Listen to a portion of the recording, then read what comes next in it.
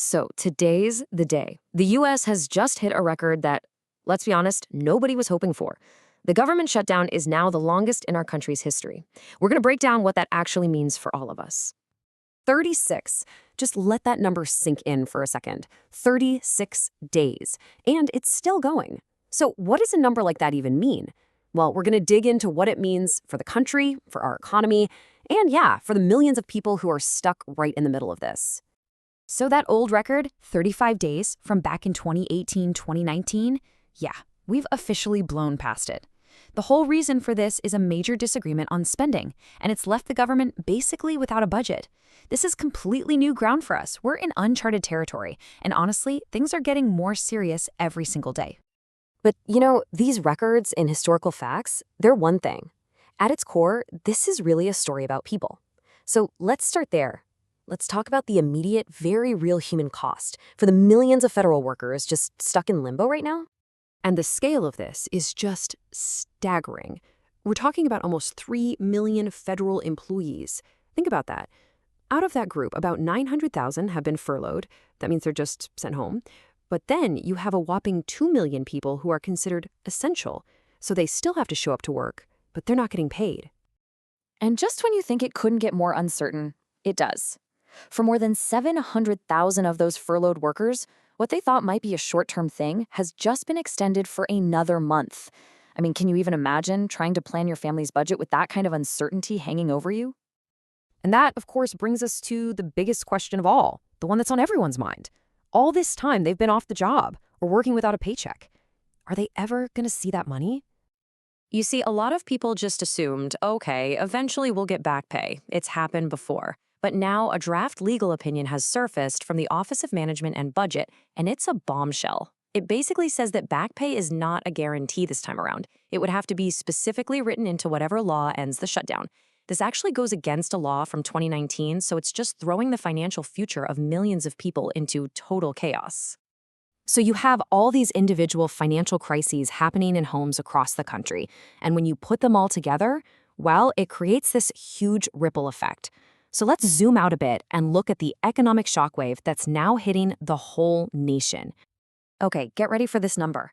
If the shutdown lasts just through the end of this month, we're talking about 4.5 million missed paychecks. And the total cash value of those paychecks? A staggering 21 times billion dollars. That's $21 billion that isn't going towards groceries or rent or supporting small businesses and communities all over the country. And the damage isn't just theoretical. The Congressional Budget Office, the CBO, ran the numbers. They figure a 4-week shutdown knocks a whole percentage point off our GDP. That's the total value of our entire economy. If this thing goes 8 weeks, it doubles to 2%. So no, this is not just some political game in DC. It is literally shrinking the American economy. But the fallout goes even deeper than paychecks and economic numbers.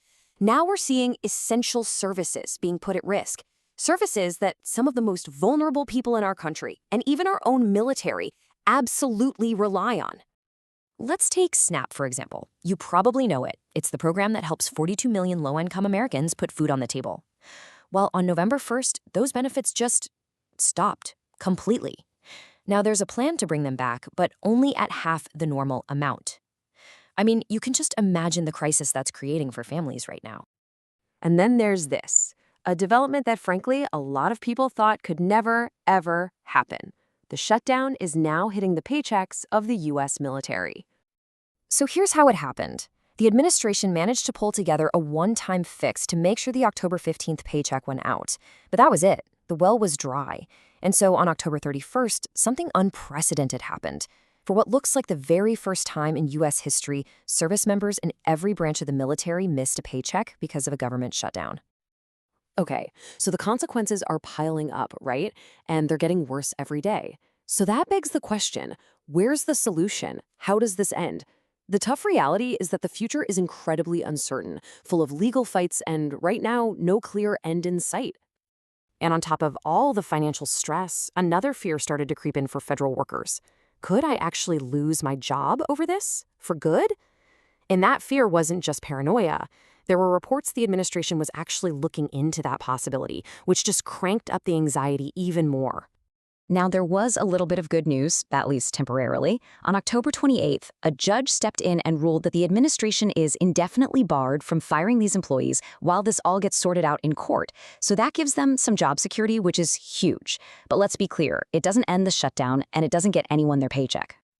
So let's just recap where we are. We're in the middle of the longest shutdown ever, with no end in sight. It's creating massive financial pain for millions of families, it's actively hurting the U.S. economy, and now it's putting essential services and even military pay at risk. And all of this really just brings us to one last big question. When you look past all the numbers, the politics, the back and forth, what is the real cost when a government just stops working?